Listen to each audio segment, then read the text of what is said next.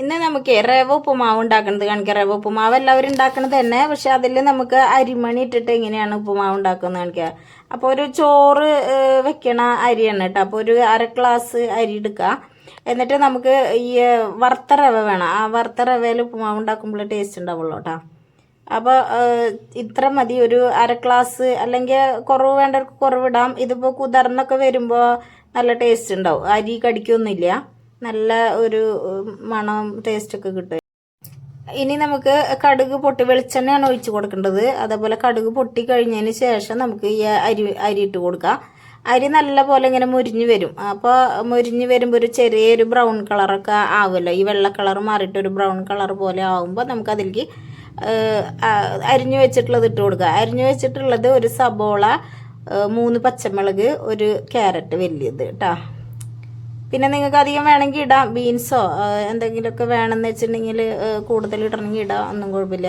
നമ്മുടെ സാധാ ഉപ്പുമാവ് തന്നെ, അതിൽ ഇങ്ങനെ അരി ഇടണമെന്ന് മാത്രമേ ഉള്ളൂ. പക്ഷേ ടേസ്റ്റ് മാറും, നല്ല അരി ഇടുമ്പോൾ വേറൊരു ടേസ്റ്റാണ് ഉപ്പുമാവിന് കിട്ടുക കേട്ടോ.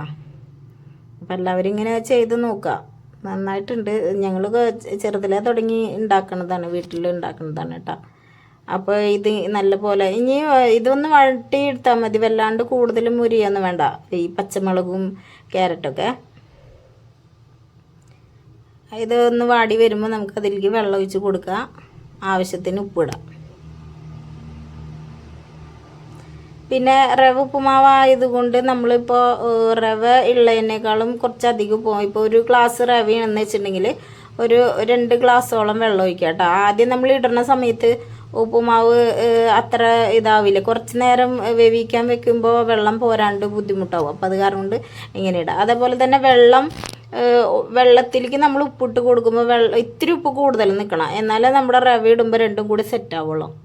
അപ്പോൾ ഉപ്പിട്ടിട്ട് നല്ലോണം ഇളക്കിയിട്ട് നമുക്കൊന്ന് വെള്ളം ടേസ്റ്റ് ചെയ്ത് നോക്കിയാൽ മതി, ഉപ്പ് വേണോ, കുറച്ച് കൂടുതൽ നിൽക്കണം, അപ്പോഴാണ് ഉപ്പുമാവ് റവയിൽ സെറ്റാവും. അപ്പോൾ ഇത് കാണാനൊക്കെ നല്ല ഭംഗിയുണ്ടാവും. നമ്മൾ അരി ഇങ്ങനെയൊക്കെ എടുക്കുമ്പോൾ വിചാരിക്കും അരി കടിക്കും ഇങ്ങനെ, വല്ലാണ്ട് ഉപ്പുമാവിൽ കടിച്ചാൽ ടേസ്റ്റ് ഉണ്ടാവില്ല എന്ന്. പക്ഷേ അരി ഇതിൽ കിടന്നിട്ട് വേവും. നമ്മുടെ ഈ വെള്ളം തിളയ്ക്കുമ്പോൾ തന്നെ അരി അത് വെന്തിട്ടുണ്ടാവും, അത് ഓൾറെഡി മുരിഞ്ഞതും അല്ലേ, അത് കാരണമുണ്ട്. അപ്പോൾ നല്ലോണം തിളച്ച് വരുമ്പോൾ നമുക്ക് അതിലേക്ക് റവ ഇട്ട് കൊടുക്കുക, ചെറിയ തീയാക്കുക. എന്നിട്ട് കുറച്ച് നല്ല പോലെ വേഗം ഇളക്കി കൊടുക്കണം. അപ്പോൾ കട്ടയാവില്ല, അല്ലെങ്കിൽ ഉപ്പുമാവ് കട്ട പിടിച്ച് നിൽക്കും. അതേപോലെ റവയേക്കാളും കൂടുതൽ വെള്ളം ഇല്ലെങ്കിലും ഉപ്പുമാവ് കട്ടയാവും കേട്ടോ. ഇതിപ്പോൾ നമുക്കിങ്ങനെ വേഗം ഇളക്കി കൊടുത്താൽ മതി കണ്ട. അപ്പോൾ ഇങ്ങനെ ഇരിക്കും ഉപ്പുമാവ്, നല്ല ടേസ്റ്റാണ്. അപ്പോൾ എല്ലാവരും ഒന്ന് ട്രൈ ചെയ്ത് നോക്കാം.